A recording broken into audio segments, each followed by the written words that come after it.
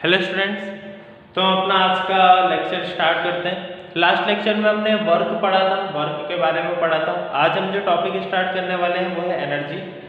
थोड़ा सा स्पीड में रहेंगे हम। एनर्जी बेसिकली क्या होती है, उसके बाद एनर्जी के टाइप्स हम पढ़ेंगे। एनर्जी के टाइप्स के बाद कुछ एक टॉपिक्स इसमें बचे हुए हैं। न्यूमेरिकल हम अगर हो पाया पॉसिबल तो मैं आपको इसी लेक्चर में न्यूमेरिकल भी हम साथ में करते चलेंगे, जिससे कि आपका कुछ भी यहाँ पर छूटे ना। ठीक है, तो स्टार्ट करते हैं। सबसे पहले हम एनर्जी से कि एनर्जी क्या होती है। एनर्जी जिसे हम हिंदी में क्या बोलते हैं, ऊर्जा। ठीक है, तो देखो एनर्जी की अगर मैं बात करता हूँ, यहाँ पर बात मैं कर रहा हूँ किसकी, एनर्जी की, जिसे हम क्या बोलेंगे, ऊर्जा। हिंदी में हम उसे क्या बोलते हैं, ऊर्जा। अब ऊर्जा होती क्या है, तो the capacity of doing work is known as energy. मतलब कार्य करने की क्षमता को ही क्या बोलते हैं, हम ऊर्जा बोलते हैं। आया समझ में? एनर्जी की डेफिनेशन क्या होती है, कैपेसिटी ऑफ डूइंग वर्क, कार्य को करने की क्षमता। मैं यहां पर लिख देता हूं, कार्य को करने की क्षमता। देखो कार्य को करने की क्षमता या फिर कैपेसिटी ऑफ डूइंग वर्क को हम क्या बोलते हैं, एनर्जी बोलते हैं। ये डेफिनेशन बहुत सिंपल है और इस तरीके से हम इसको याद भी कर सकते हैं। अब एनर्जी की अगर मैं रियल फॉर्म की बात करता हूं, एनर्जी आपने कई सारी जगह पर देखी होगी। हम कई सारे काम भी देखते हैं एनर्जी के, जैसे कि अगर मैं बात करता हूं इलेक्ट्रिकल एनर्जी, हम बात करते हैं केमिकल एनर्जी, ठीक है, बायोलॉजिकल एनर्जी। बायोलॉजिकल एनर्जी तो ठीक है, एक रेयर वर्ड हो गया, लेकिन इलेक्ट्रिकल एनर्जी और केमिकल एनर्जी हमने सुना है। फिर हमने और भी सुना है, जैसे कि मैकेनिकल एनर्जी। अब यहाँ पर क्या है, एनर्जी के कई सारे टाइप्स होते हैं। जिस टाइप में हमने उसे देखा है, हीट एनर्जी हो गया, तो इस तरीके से कई सारे टाइप्स उसके हो सकते हैं। लेकिन जो मेनली उसका टाइप होता है वो क्या होता है, दो टाइप्स की एनर्जी यहाँ पर होती है। एनर्जी दो टाइप्स की होती है। पहली काइनेटिक एनर्जी, काइनेटिक एनर्जी, और सेकंड यहाँ पर हम बात करेंगे पोटेंशियल एनर्जी की। ठीक है, फर्स्ट क्या होगी, काइनेटिक एनर्जी, और सेकंड क्या होगी हमारी potential energy. Kinetic and potential, इन दोनों को हम प्लस कर देते हैं तो ही इसे क्या बोला जाता है, मैकेनिकल एनर्जी, जिसे हम क्या बोलते हैं, यांत्रिक ऊर्जा। क्या बोलते हैं हम इसे, यांत्रिक ऊर्जा। काइनेटिक एनर्जी को हम बोलते हैं गतिज ऊर्जा। पोटेंशियल एनर्जी को हम बोलते हैं, 2 मिनट, स्थितिज ऊर्जा। स्थितिज ऊर्जा। ठीक है, अब हम बात कर रहे हैं किसकी, काइनेटिक एनर्जी की और पोटेंशियल एनर्जी की, मतलब गतिज ऊर्जा की और स्थितिज ऊर्जा की। अगर हम गतिज ऊर्जा की बात करते हैं, काइनेटिक एनर्जी क्या होती है और पोटेंशियल एनर्जी क्या होती है। सबसे पहले तो बात करते हैं मैकेनिकल एनर्जी क्या होती है। अगर किसी ऑब्जेक्ट के पोजीशन से, ठीक है, उसके मोशन से हमें कोई भी एनर्जी मिलती है तो उसे हम क्या बोलते हैं, मैकेनिकल एनर्जी। मतलब इससे पहले लास्ट क्लास में आपने पढ़ा होगा या फिर आप आगे पढ़ोगे, मोटर आपने देखी होगी। मोटर बेसिकली क्या करती है, वहां पर रोटेट करती है। ठीक है, इलेक्ट्रिक मोटर जो छोटी आती है, आपने घर पर यूज भी की होगी उसको, वो मोटर क्या करती है, वहां पर घूमती है। अब वो घूम रही है, बेसिकली क्या कर रही है, वहां पर मैकेनिकल एनर्जी उसे हम बोलते हैं। ठीक है, जैसे ही हम उसे इलेक्ट्रिसिटी देते हैं तो वो किस में कन्वर्ट करती है, उसको मैकेनिकल एनर्जी में। मतलब वो क्या कर रही है, बेसिकली कन्वर्जन कर रही है इलेक्ट्रिक एनर्जी का मैकेनिकल एनर्जी। अगर हम विद्युत मोटर की बात करते हैं तो वो क्या करती है, उसका सिद्धांत क्या होता है, उसका सिद्धांत होता है कि वो विद्युत ऊर्जा को किस में कन्वर्ट कर दे, वहां पर यांत्रिक ऊर्जा में परिवर्तित कर दे। ठीक है, तो सिंपली यहाँ पर भी क्या है, मैकेनिकल एनर्जी, किसी भी वस्तु के गति से, उसकी स्थिति से अगर हमें कोई भी ऊर्जा मिलती है तो उसे हम क्या बोलेंगे, यांत्रिक ऊर्जा बोलेंगे, या फिर हम मैकेनिकल एनर्जी उसे बोलेंगे, पोजीशन से और मोशन से। अब आप बोलोगे कि पोजीशन से या मोशन से हमें एनर्जी कैसे मिल सकती है, तो सिंपली हम बोल सकते हैं कि अगर मैं किसी स्प्रिंग को खींच रहा हूं, ठीक है, तो मैं क्या कर रहा हूं, इस पर वर्क कर रहा हूं, उसकी पोजीशन मैंने ये बनाई है। लेकिन जब मैं उसे छोड़ देता हूं तो वो अपने आप क्या हो जाती है, कंट्रास्ट हो जाती है। तो इसका मतलब क्या है कि मैंने उस पर वर्क जरूर किया है, लेकिन उसकी इस पोजीशन से उसे क्या मिली है, इसी वर्क के कारण उसे क्या मिली है, यहाँ पर एनर्जी मिली है। ठीक है, ये कौन सी एनर्जी होती है इसके बारे में बात करता हूँ। सेकंड मोशन की बात करते हैं, तो अगर मैं यहाँ पर इस मार्कर को सीधा ऐसे धीरे धीरे लेकर जाता हूँ तो ये कुछ भी नहीं कर पाएगा, लेकिन एक पेपर मैंने यहाँ पर रख दिया है और इस मार्कर को धीरे धीरे लेकर आता हूँ तो ये कुछ भी नहीं करेगा, ठीक है। लेकिन अगर मैं इस मार्कर को तेजी से फेंकता हूँ तो ये पेपर को फाड़ता हुआ बाहर निकल जाएगा। तो यहाँ पर इसके पास वो एनर्जी कैसे आई, वो इसके पास एनर्जी किससे आई, उस गति से आई, उस मोशन से आई। आया समझ में? तो इसी टाइप के हम एनर्जीज की यहाँ पर बात करने वाले हैं। दोनों टाइप्स को अच्छे से समझना। सबसे पहला जो टाइप हम पढ़ने वाले हैं वो है काइनेटिक एनर्जी। मैं आपको बताऊंगा कि काइनेटिक एनर्जी क्या होती है, फिर उसके बाद हम बात करेंगे पोटेंशियल एनर्जी। सबसे पहले काइनेटिक एनर्जी की अगर हम बात करते हैं तो काइनेटिक एनर्जी वो एनर्जी होती है जो हमें ऑब्जेक्ट के मोशन से मिलती है। काइनेटिक एनर्जी या फिर हम इसे बोलते हैं गतिज ऊर्जा, ठीक है। गतिज ऊर्जा या फिर काइनेटिक एनर्जी हमें किससे मिलती है, मोशन से मिलती है। मोशन मतलब गति से मिलती है, आपको नाम से समझ में आ गया होगा। गतिज ऊर्जा हमें किससे मिलेगी, गति से मिलेगी। अब गति से मैं बात कर सकता हूँ, इसका अगर एग्जांपल लेता हूँ तो एग्जांपल में ले सकता हूँ बहता हुआ पानी, एक बुलेट जो फायर की गई है। तो अगर मैं बुलेट की बात करता हूँ, बुलेट को अगर मैं सीधे ऐसे धीरे धीरे मूव करता हूँ तो वो कुछ भी नहीं कर पाएगी, लेकिन जब फायर की जाती है वो तेज मोशन में होती है तो वो किसी भी टारगेट को क्या कर सकती है, वहां पर वो फॉलो आउट कर सकती है या फिर उसको फोड़ सकती है। तो इसी तरीके से अगर हम बात करते हैं किसी भी ऐसे ऑब्जेक्ट की जिसे उसके मोशन की वजह से, उसकी गति की वजह से ऊर्जा मिल रही है, उसी गति को हम क्या बोलेंगे, उसी ऊर्जा को हम क्या बोलेंगे, गतिज ऊर्जा बोलेंगे। इसके कई सारे एग्जांपल हो सकते हैं, आपको मैंने बताई दिए। अब गतिज ऊर्जा किन किन चीजों पर डिपेंड करती है, तो पहला काइनेटिक एनर्जी का जो फॉर्मूला होता है वो फॉर्मूला होता है 1/2 mv²। ये आप लोग लिख लेना, ठीक है, क्योंकि ये फॉर्मूला बहुत आगे तक काम आने वाला है। काइनेटिक एनर्जी का फॉर्मूला क्या होता है, 1/2 mv², जहां पर m क्या है, मास है, जिसे हम हिंदी में द्रव्यमान बोलेंगे, और v क्या है, तो v यहां पर वेलोसिटी, जिसे हम हिंदी में वेग बोलेंगे, ठीक है। फर्स्ट क्या हो गया, m मास हो गया और v क्या हो गया, यहाँ पर वेलोसिटी हो गई। तो अब ये दो चीजों पर डिपेंड करता है, किसी भी ऑब्जेक्ट की, किसी भी वस्तु की जो ऊर्जा होगी, गतिज ऊर्जा होगी, वो दो चीजों पर डिपेंड करती है, दो चीजों पर निर्भर करती है। पहला उसका द्रव्यमान और दूसरा उसका वेग, ठीक है। जितना द्रव्यमान ज्यादा होगा काइनेटिक एनर्जी उतनी ज्यादा होगी, ठीक है। जितना द्रव्यमान वहां पर कम होगा, जितना द्रव्यमान वहां पर ज्यादा होगा काइनेटिक एनर्जी ज्यादा होगी। और उसी तरीके से हम यहाँ पर बोल सकते हैं कि जितना ज्यादा वहां पर वेलोसिटी होगी उतना ज्यादा वहां पर क्या होगा, काइनेटिक एनर्जी होगी। मास में अभी थोड़ा सा डाउट है, क्योंकि मास की अगर हम बात करते हैं तो 1/2m है। 1/2m की जब हम बात करते हैं इसका मतलब मास क्या हो रहा है, वहां पर आधा हो रहा है। तो हम सिंपली बात करेंगे कि जिस भी ऑब्जेक्ट पर, ऐसा बोल सकते हैं हम कि जिस भी ऑब्जेक्ट का मास कम होता है उसकी काइनेटिक एनर्जी ज़्यादा होती है, ठीक है, क्योंकि वो ज़्यादा तेज़ी से गति कर पाता है। तो हम इसके बारे में आगे बात करेंगे। अभी सिंपली आप ये समझ लो कि मास और वेलोसिटी ये दो ऐसे फैक्टर्स हैं, ठीक है, जिन पर क्या करती है, काइनेटिक एनर्जी डिपेंड करती है। अब हम आते हैं कि ये फॉर्मूला आया कैसे, इसको डिराइव किस तरीके से किया जाता है। तो हम डिराइव करते हैं इस फॉर्मूला को, कुछ इक्वेशन से प्रूव करेंगे हम। तो देखते हैं लॉ ऑफ मोशन आपने पढ़े होंगे, हमने तीनों लॉ देखे थे मोशन के, उसमें से थर्ड इक्वेशन में यूज करने वाला हूं यहाँ पर, थर्ड इक्वेशन ऑफ मोशन, जिसे हम क्या बोलते हैं। देखो सबसे पहले we know that from third equation of motion, गति के तीसरे समीकरण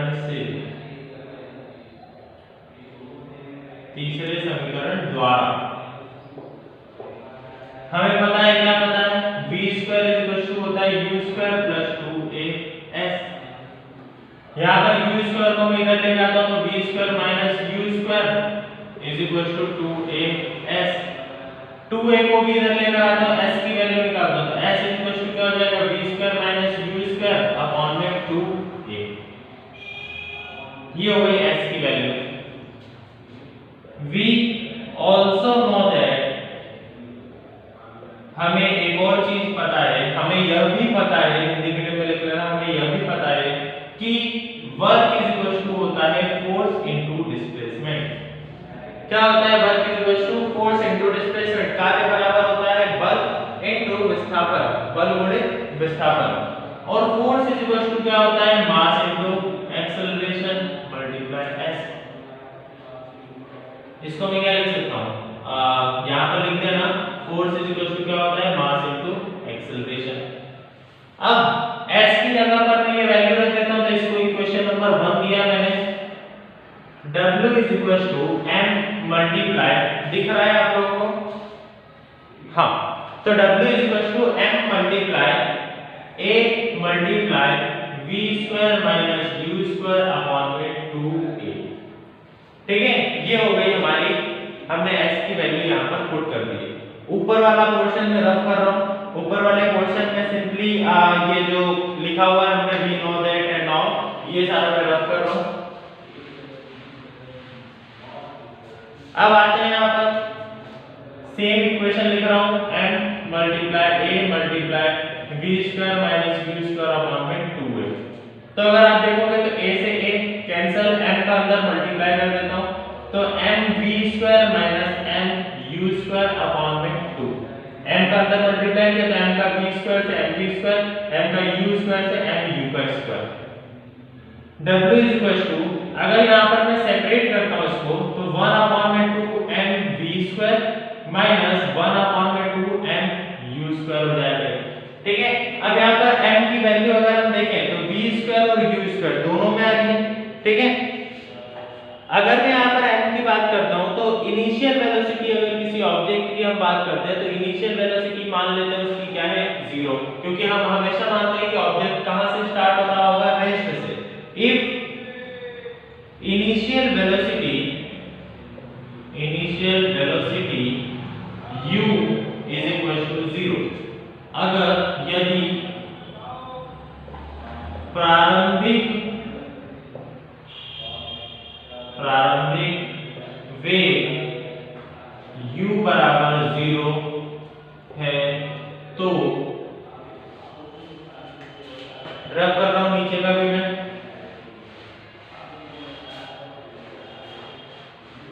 अगर प्रारंभिक वेग 0 है तो क्या हो जाएगा?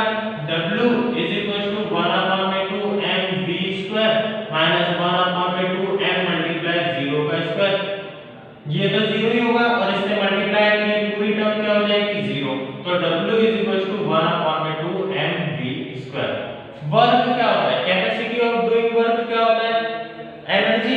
तो मैं वर्क को क्या लिख सकता हूं यहां पर? Kinetic energy.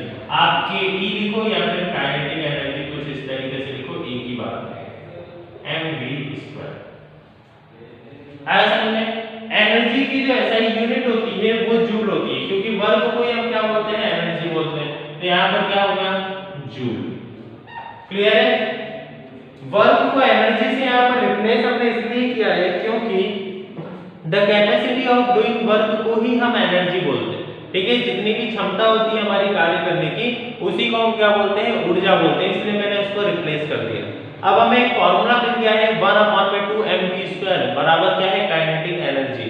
तो ये फार्मूला हमें यूज करना है कुछ एक इक्वेशंस में। तो यहाँ पर जो न्यूमेरिकल दिए हुए हैं, न्यूमेरिकल्स में हम इनको यूज करेंगे। अभी हम अगला टॉपिक पढ़ते हैं न्यूमेरिकल्स, अभी हम बाद में देखेंगे इससे रिलेटेड जो भी है। तो नेक्स्ट टॉपिक जो हम पढ़ते हैं वो है पोटेंशियल एनर्जी। जैसा कि हमने काइनेटिक एनर्जी में देख ही लिया, काइनेटिक एनर्जी बेसिकली क्या होती है? मास एंड वेलोसिटी पर डिपेंड करती है। तो ये हो गया काइनेटिक एनर्जी का डेरिवेशन, इसको मैं रफ कर रहा हूं।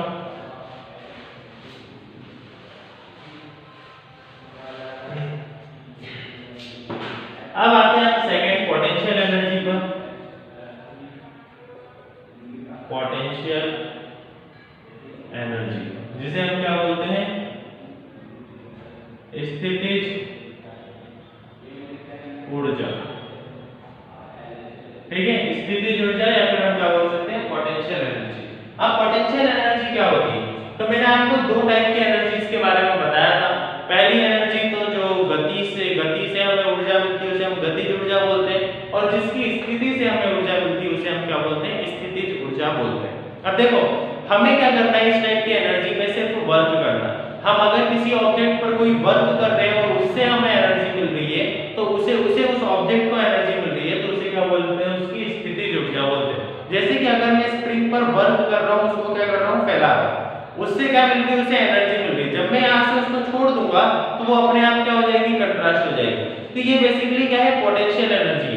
कार्य करने की क्षमता से अगर किसी को एनर्जी मिलती है, ऊर्जा मिलती है किसी वस्तु को, तो उसे उसकी स्थितिज ऊर्जा हम कहते हैं।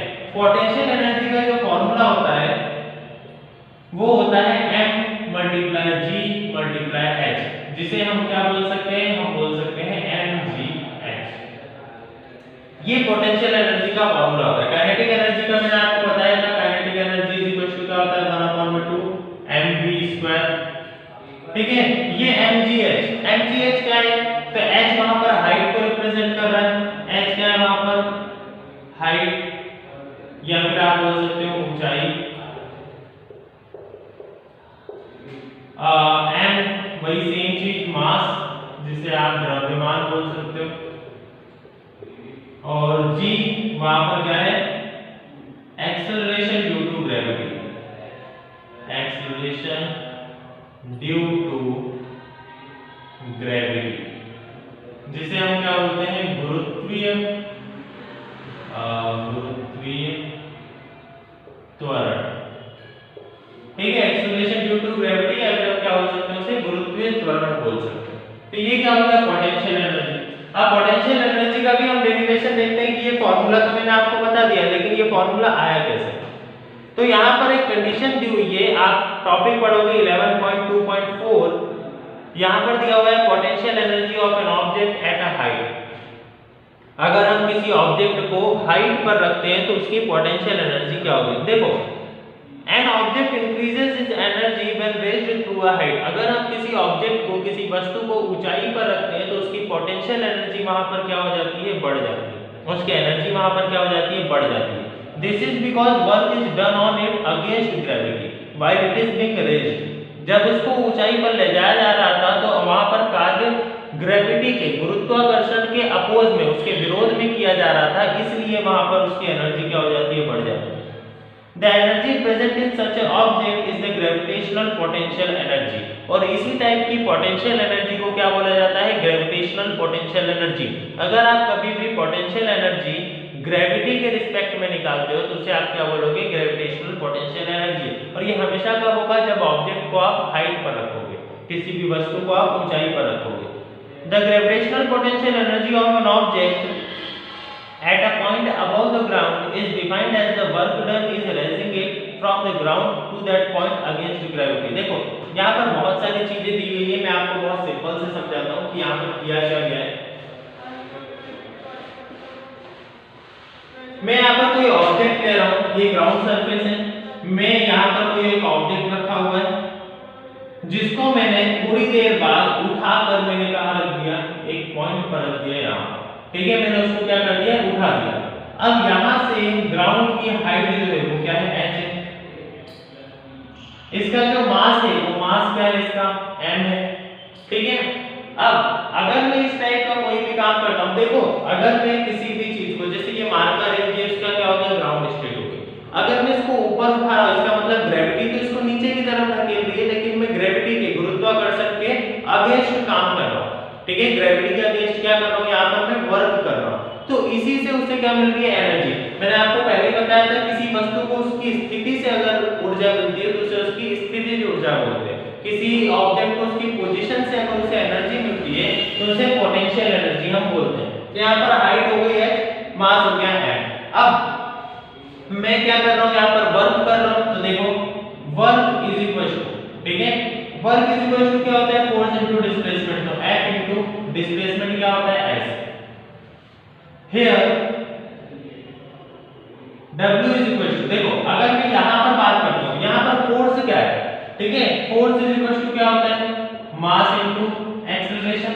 तो यहाँ पर सिंपली लिखते हैं हम W is equal to, force की जगह मैंने लिख दिया mass into acceleration into S। F is equal to होता है m into a। But here यहां पर अगर हम देखें तो a g है। एक्सेलरेशन यहां पर क्या है, त्वरण यहां पर क्या है, गुरुत्वीय त्वरण है। ठीक है, क्योंकि आप काम कहां कर रहे हो, ग्रेविटी, वहां पर एक्सेलरेशन कौन सा एक्ट कर रहा है, ग्रेविटी वाला, तो इसलिए आप इसको त्वरण ना बोलते हुए क्या बोलोगे, गुरुत्वीय त्वरण बोलोगे। एक्सेलरेशन ना बोलते हुए आप क्या बोलोगे, acceleration due to gravity. And s बराबर क्या है, हाइट क्या है, अगर मैं यहां से इसकी जगह देखता हूं तो इन दोनों के बीच की दूरी s नहीं है, क्या है, h है। तो यहां पर a बराबर g हो गया और s बराबर क्या हो गया, h हो गया। h जिसे हम क्या बोलते हैं, हाइट, और इसे हम क्या बोलते हैं, acceleration due to gravity. Hindi medium वाले लिख लेना गुरुत्वीय त्वरण w, सो या फिर आप लिख लो therefore W is equal to क्या हो जाएगा, m into g into h। और पोटेंशियल एनर्जी, क्योंकि हम वर्क को ही यहाँ पर कैपेसिटी ऑफ डूइंग वर्क को ही क्या बोलते हैं, एनर्जी बोलते हैं, इसलिए यहाँ पर पोटेंशियल एनर्जी किसके बराबर हो जाएगी, mgh के बराबर हो जाएगी। तो इस तरीके से हमने पोटेंशियल एनर्जी का भी यहाँ पर डेरिवेशन कर लिया है, इसका भी फार्मूला डिराइव कर दिया, और इस फार्मूले को आप नोट कर लेना। दोनों के फार्मूले हम आगे न्यूमेरिकल्स में अगले लेक्चर में यूज करेंगे। ठीक है, अगला जो टॉपिक, इसका लास्ट टॉपिक बचा हुआ है वो है कार्य करने की दर। इसके पहले एक और टॉपिक है, और ये टॉपिक आपको पता ही होगा, ये टॉपिक है law of conservation of energy, जिसके बारे में मैं कई बार बता चुका हूं। Law of conservation of energy, या फिर हम बोल सकते हैं ऊर्जा का संचारण का नियम, बेसिकली क्या होता है, energy can nether be created nor be destroyed. ठीक है, ये आपको पहले से भी पता होगा, कई बार मैं इसके बारे में बात कर चुका हूं। एनर्जी को ना ही क्रिएट किया जा सकता है, ना ही डिस्ट्रॉय किया जा सकता है, ना ही उसे उत्पन्न किया जाएगा, ना ही उसका नाश किया जा सकता है। तो ये basically law of conservation of energy है। तो यहाँ पर हम ऐसा बोल सकते हैं कि एक अगर मैं देना चाहूँ सिंपली, तो kinetic energy plus potential energy हमेशा किसके बराबर होंगे, कांस्टेंट के। और आप बोल सकते हो 1/2mv² प्लस mgh किसके बराबर होंगे, कांस्टेंट के बराबर होंगे। ठीक है, कांस्टेंट को हिंदी मीडियम में लिख सकते हैं, मैं यहां पर लिख देता हूं, kinetic energy plus potential energy बराबर अचल। ठीक है, किसके बराबर होंगे, अचल के। तो 1/2mv² प्लस mgh भी किसके बराबर होंगे, अचल के। कांस्टेंट को क्या होते हैं, अचल बोलते हैं। कुछ इस तरीके से आया समझ में। तो यहाँ पर हमेशा क्या होंगे, कांस्टेंट के बराबर होंगे, और कांस्टेंट हमेशा आप यही कंसीडर करना कि जीरो है। काइनेटिक एनर्जी और पोटेंशियल एनर्जी को अगर हम मिलाएंगे तो वो क्या हो जाएगा, जीरो हो जाएगा। इसी तरीके से अगर हम बात कर रहे हैं एनर्जी की, तो ये law of conservation of energy है कि एनर्जी को ना ही कभी क्रिएट किया जा सकता है, ना ही कभी उसे बनाया जा सकता है, और ना ही उसका कभी नाश किया जा सकता है, ना ही उसे खत्म किया जा सकता है, डिस्ट्रॉय किया जा सकता है। तो ये law of conservation of energy था। अब हम आते हैं अपने मेन टॉपिक पर, जो कि क्या है, हमारा मेन टॉपिक है पावर, या फिर हम बोल सकते हैं कार्य करने की दर।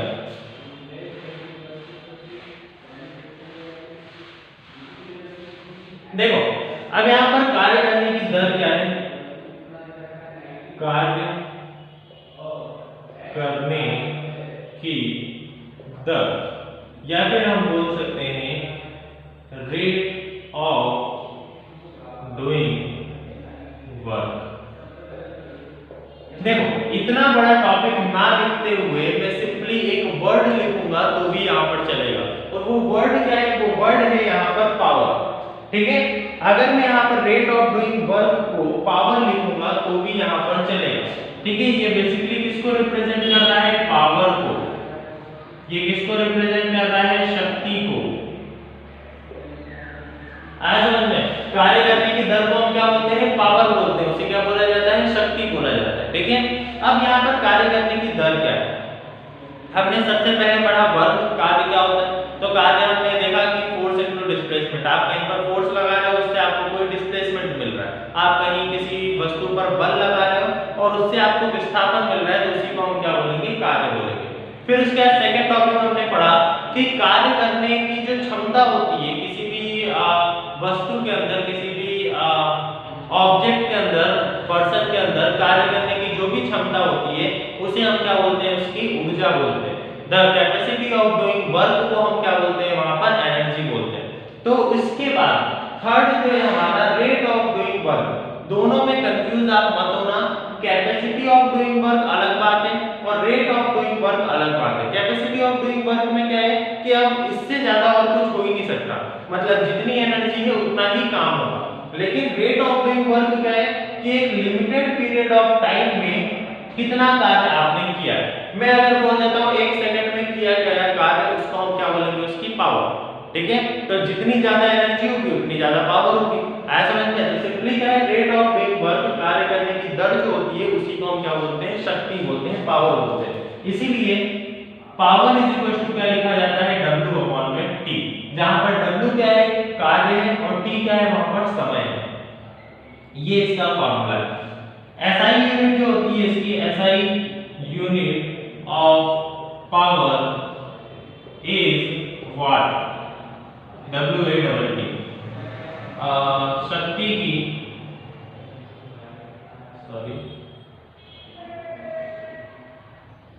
शक्ति की SI इकाई क्या होती है, वाट होती है। आप इसे बोल सकते हो वाट। ठीक है, आपने सुना होगा 0 वाट का बल्ब, 100 वाट का बल्ब, तो वो बेसिकली क्या होती है, उसकी पावर होती है। ऐसे में पावर को हम हमेशा किस में नापते हैं, वाट में नापते हैं। अब यहाँ पर हमने देखा कि पावर के ये फॉर्मूला होता है। पावर का फॉर्मूला बेसिकली क्या होता है, पावर का फॉर्मूला होता है यहाँ पर पावर का फॉर्मूला होता है यहाँ पर P = W/T। ठीक है, आप ऐसा भी बोल सकते हो कि वर्क की जगह पर एनर्जी, कितनी एनर्जी आपने कितने टाइम में लगाई है, उसको भी हम क्या बोल सकते हैं, यहाँ पर पावर बोल सकते हैं। आज समय में ये क्या है, W क्या है, किया गया कार्य, T क्या है, यहाँ पर T रिप्रेजेंट कर रहा है समय को, P किसको रिप्रेजेंट कर रहा है, शक्ति को। तो अगर आप यहाँ पर एनर्जी की बात करते हो, P = क्या हो सकता है, एनर्जी अपॉन में टाइम भी हो सकता है। ठीक है, कि कितनी एनर्जी आपने यूज की है, कितने टाइम में यूज की है, उसी को आप क्या बोलोगे, पावर। क्योंकि वर्क कर रहे हो इसका मतलब आप क्या कर रहे हो, वहां पर एनर्जी लगा रहे हो। ठीक है, अगर आप कहीं पर कोई काम कर रहे हो, इसका मतलब आप वहां पर किसका यूज कर रहे हो, किसका उपयोग कर रहे हो, ऊर्जा का उपयोग कर रहे हो। इसलिए पावर = वर्क अपॉन में टाइम तो हो गई थी, लेकिन पावर = एनर्जी अपॉन में टाइम भी हो सकता है, क्योंकि जितनी एनर्जी आपने लगाई है उसी को आप क्या बोलोगे, यहाँ पर वर्क बोलोगे। तो इस तरीके से ये कुछ नॉर्मली फॉर्मूले हैं इसके, कार्य करने की दर जिसे हम क्या बोलते हैं, पावर बोलते हैं। तो एक तरीके से ये जो पूरा चैप्टर है इसमें हमने 3 मेजर टॉपिक्स पढ़े।